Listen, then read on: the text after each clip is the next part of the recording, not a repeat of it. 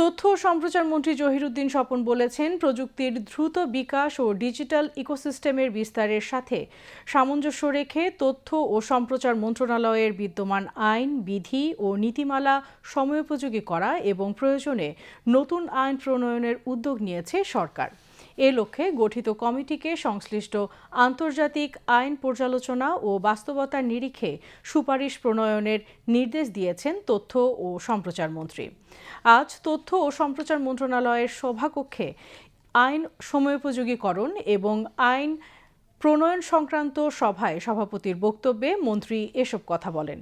তথ্য ও সম্প্রচার মন্ত্রী বলেন, মন্ত্রণালয়ের আওতাধীন বিদ্যমান সব আইন, বিধি, প্রবিধান ও নিয়মাবলী পর্যালোচনার কাজে কোনো আইন আধুনিকায়ন প্রয়োজন, কোথায় নতুন আইন প্রয়োজন এবং কোন ক্ষেত্রে আইনি ঘাটতি রয়েছে এসব বিষয় গভীরভাবে পর্যালোচনা করে সুপারিশ প্রণয়ন করবে কমিটি।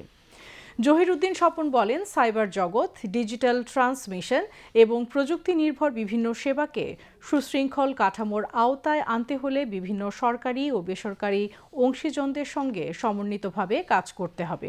এক্ষেত্রে সংশ্লিষ্ট সংস্থা, প্রযুক্তি বিশেষজ্ঞ, টেলিযোগাযোগ ও অবকাঠামো সংশ্লিষ্ট প্রতিষ্ঠানের মতামতের গ্রহণের প্রয়োজন হতে পারে। সভায় তথ্য ও সম্প্রচার সচিব মাহবুবা ফারজানা, অতিরিক্ত সচিব শাহ আলম, মন্ত্রণালয়ের আইনজীবী প্যানেলের সদস্যবৃন্দ এবং ঊর্ধ্বতন কর্মকর্তারা উপস্থিত ছিলেন। আগে আমাদের যে জীবনযাপন, আচরণ, চিন্তা ভাবনার যে গতি, আর এখন যখন আমরা এটার উপরে নির্ভরশীল হয়ে একটা দৈনন্দিন জীবনের মধ্যে প্রবেশ করেছি, তখন আমাদের নিজেদের মধ্যে পরিবর্তনটা কিন্তু আমরা বুঝি।